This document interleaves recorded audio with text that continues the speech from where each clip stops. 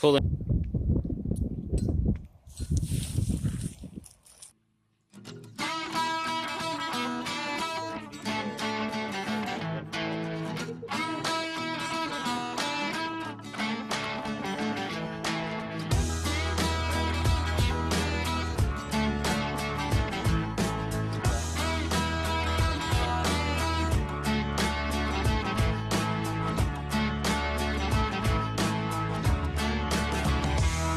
Doing a chain link fence repair today.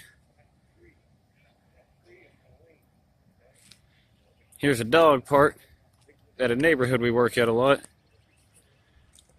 And whoever installed the chain link fence didn't do a very good job.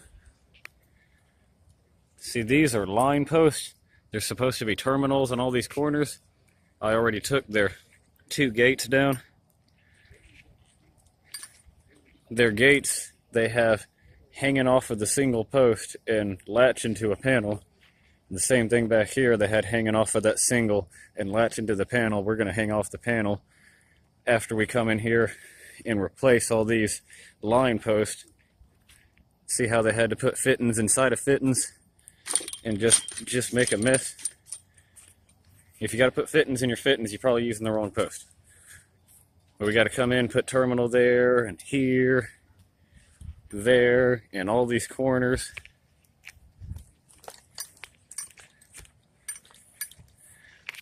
We have to come around to all these line posts, and you see all the chain link comes up underneath the top rail.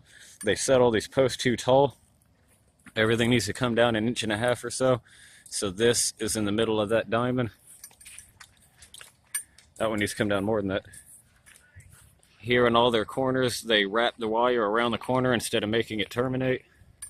So we'll go around, we'll put all the terminals in, all the corners where they're supposed to have terminals. We'll cut down all the lines. And to start with, we're going to take all the ties off, take all the wire off, set the top rail down so we can cut everything and replace all the posts. And then we'll be able to put it back up pretty. Taking it all down.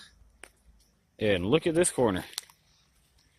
Corners should not look like that. This is supposed to be a brace band. This is a tension band. And here in this corner, there's supposed to be a bunch of tension bands, like you see right here. There's supposed to be 3 tension bands. Pulling wire down and setting strings to set actual terminals.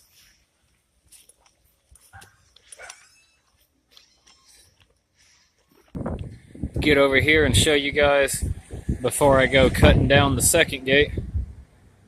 Show you what it looks like before and after. See, this is our before gate. This is the second one that goes over there. And I just took this one and cut the frame down smaller and stretched the wire tighter. See our wire here, it's got some tautness to it. And this wire does not. You shouldn't be able to do that. That's no goo. And you know the more obvious thing, you see that's the same size wire on each gate. You see how our gate frame looks like it goes in the hole well. See, it's not way taller than the fence next to it. Not way taller. And look at this gate. Mine's got a little clearance on the ground too here. You see this one sitting on the ground and see how much taller it is? That's because they built the frame. They built the frame with the wire sitting in the center of it. You see how over here, our gate frame, the wire sitting on it, the knuckles are right in the middle at the top, just like the fence.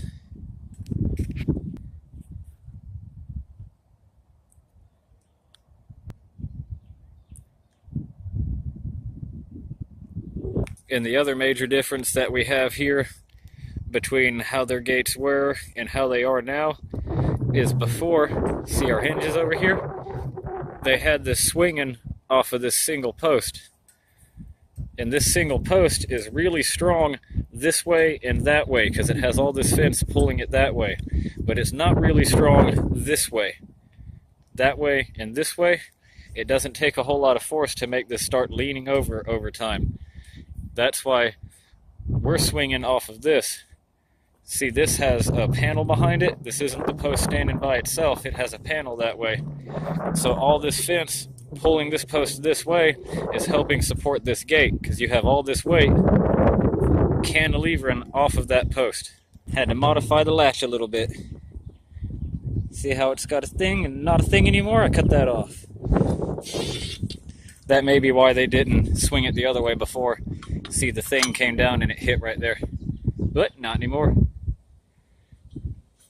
Woo. Come over here and show you the difference. See our terminal post? See how we have this metal bar here, this tension bar, and these tension bands, and the wire terminates at the terminal. It doesn't just wrap around the corner. And there's no way to make the wire tight if you're just pulling it around the corner. You see here, you can't squeeze these together. You shouldn't be able to. Before it was like the wire was just leaned up. And you see the uniform height there, the knuckles above the top rail. You're supposed to be attached to that top rail, not hanging underneath it like it was before. Let's take y'all for a stroll down here.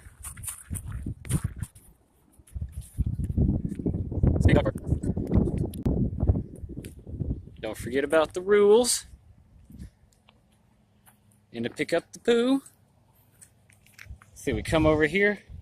They got this little area. Oops.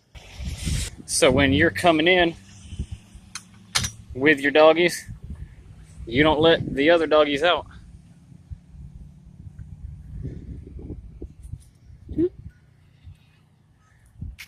Look at that. You're not supposed to leave it open though. Doggies are getting out. Terminals in the corner. No wire wrapping around the corners. See how even and pretty that wire looks? Another thing that they didn't have before is you see this wire down here. There's that metal, what is it? It's a barbed wire without the barbs. Tension wire. There's metal tension wire down there. Now when the puppies try to push out, not only is this wire tighter here so it's hard for the dogs to push it out, but it's attached to this tension wire down here, so when the dogs try to push out from underneath the fence, it doesn't go. That tension wire is ran, it's tied around each post, and it's ran all the way from beginning to end here. And it's tightened up real nice. Look at their doggy bench. Bone, paw bone. Even and pretty.